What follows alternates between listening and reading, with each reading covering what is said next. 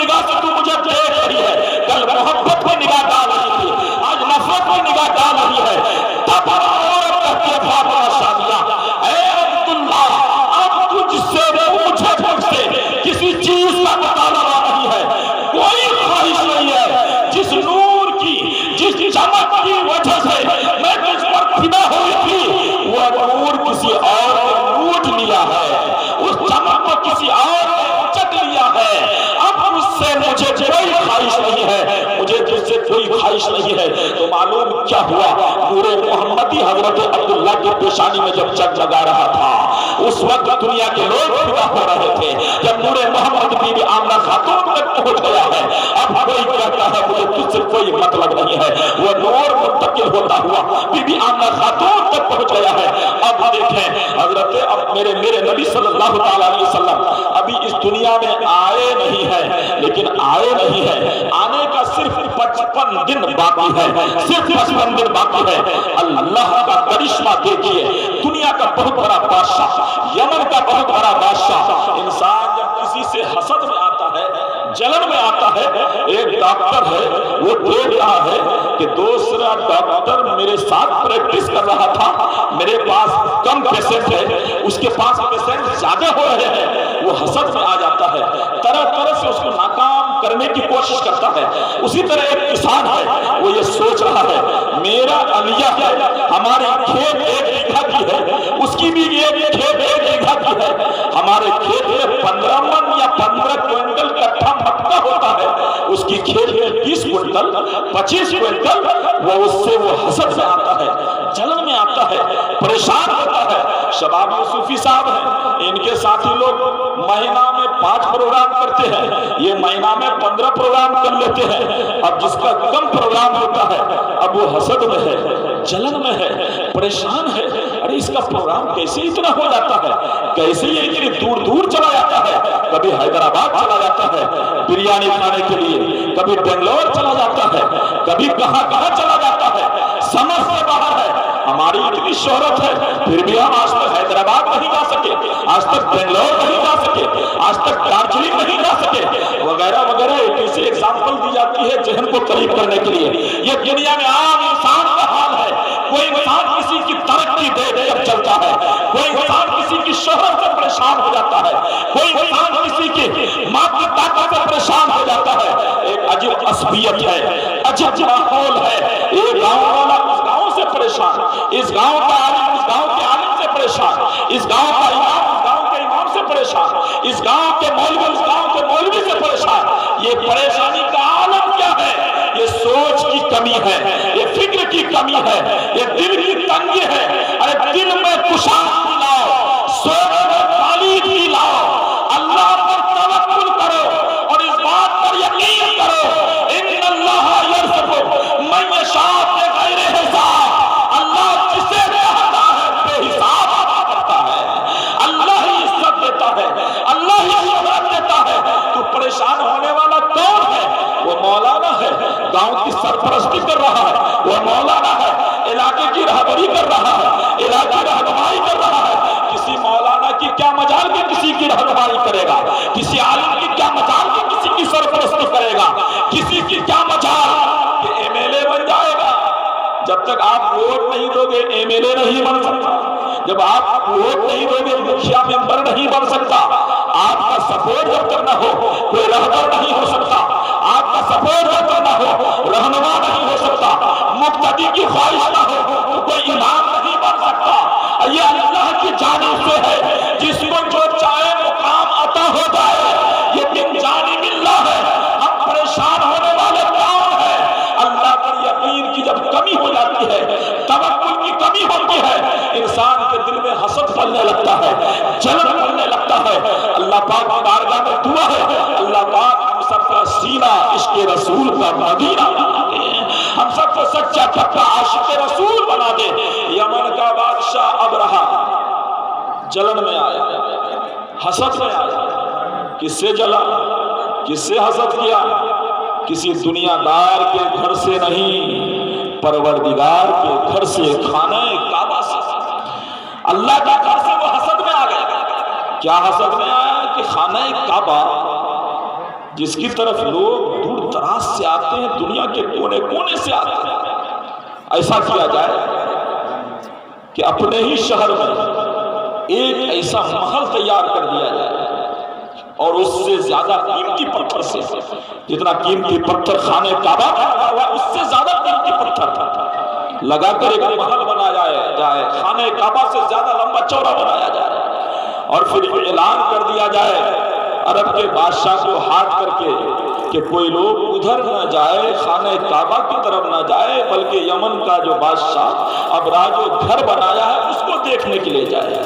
نادان کو پتہ ہی نہیں، اگر ہمیں خانہ کعبہ سے محبت ہے، وہ بھی حضرت ابراہیم کی دعا کا اثر ہے، حضرت ابراہیم علیہ السلام کی دعا کا نتیجہ ہے۔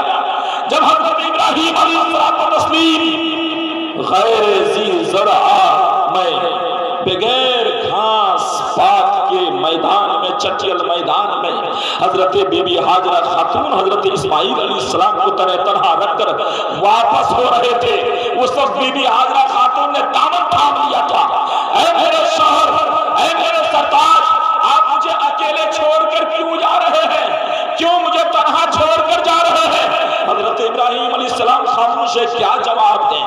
آخر میری بیوی تو ہے، آخر میں کیا جواب دوں؟ میری بیوی تو ہے۔ 3 بار پوچھنے کے بعد جب جواب نہ ملا، نیک بیوی کہتی ہے اے میرے شوہر، کیا خدا کی مرضی یہی ہے؟ کیا اللہ کی مرضی یہی ہے؟ تو ابراہیم علیہ السلام نے کہا تھا ہاں ہاں اللہ کی مرضی یہی ہے۔ نیک خاتون نے کہا، ہاجرہ خاتون نے کہا اے میرے شوہر، جب خدا کی یہ مرضی ہے تو ہاجرہ کی بھی یہی مرضی ہے، تنہا رہنا ہمارا ہے۔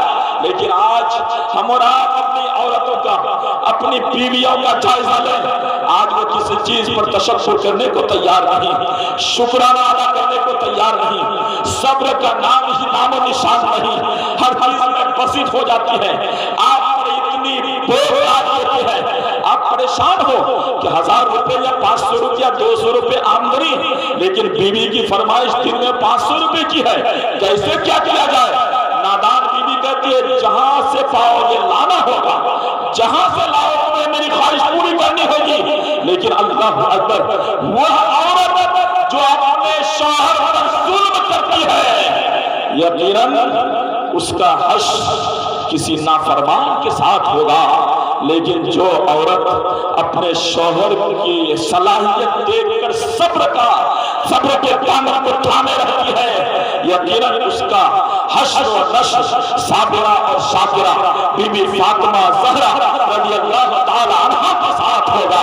یقین جانو تم عورتیں ہو، اور آج کل کی عورتیں کہیں سے فاطمہ بن جائے تو اس کی دنیا بھی سنور جائے اور آخرت بھی سنور جائے، اور وہ فاطمہ ایسی لاجواب ہے، فاطمہ ایسی بے مثال ہے، فاطمہ خاتون رضی اللہ تعالی عنہ کا آخری وقت ہے، چاکنی کا عالم ہے، اپنے شوہر مولا علی کو قریب بلاتی ہے فاطمہ، کہتی ہے فاطمہ اے میرے شوہر، اب میں اس دنیا سے جانے والی ہوں، آخری وقت ہے، پتہ چل گیا، نبی کی بیٹی کو پتہ چل گیا کہ میں اب بس کچھ ہی لمحے کی مہمان ہوں، اس دنیا سے جانے والی ہوں۔ کتنی لاجواب ہے فاطمہ، کیا فراست ہے، آگے کی خبر دے رہی ہے۔ تو مولا علی کی آنکھوں میں آنسو آ گئے، مولا علی کہتے ہیں کیا کہنا چاہتی ہے وہ بتا؟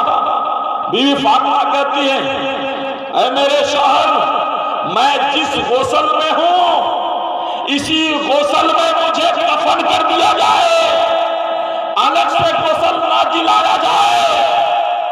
مولا علی کی آنکھوں میں آنسو، کہتے ہیں مولا علی اے میری بیوی، کیا کوئی ایسی روایت ہے کہ میت کو غسل نہ دلایا جائے؟ کیا کوئی ایسی حدیث ہے جو مجھ سے دور ہے؟ کیا مجھے اس چیز کی جانکاری نہیں ہے جو تجھے جانکاری ہے؟ بتا دے، وضاحت کر دے، ایکسپلین کر دے۔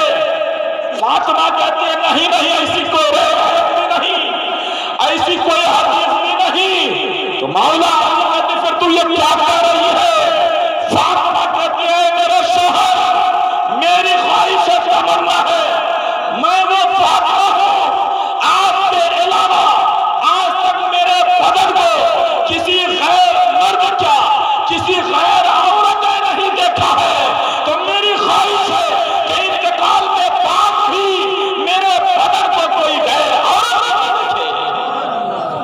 بدن کو کوئی غیر عورت بھی نہ دیکھے۔ مسلمانوں ذرا غور کرو، ہمیں بھی، آپ کو بھی، سب کو اپنا اپنا حساب دینا ہوگا۔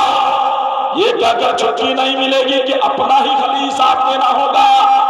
نوجوان بیٹی ہے آپ کی، آپ کا سن بیٹا بلا وجہ گھر میں مٹھائی لے کر آ گیا، بلا وجہ آپ کی بیٹی کو وہ کیمرہ والا موبائل دے کر جا رہا ہے، تو کیسی گارجن ہے ماں؟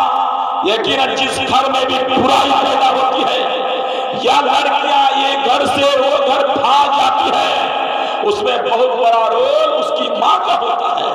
باپ بیچارہ پردیس میں ہے، باپ بیچارہ مزدوری کر رہا ہے، باپ بیچارہ روزی روٹی کی تلاش میں ادھر ادھر سرگردہ ہے، اسے پتا نہیں میری بیوی کس سے بات کر رہی ہے، وہ بے خبر ہے کہ بیٹی کس سے بات کر رہی ہے۔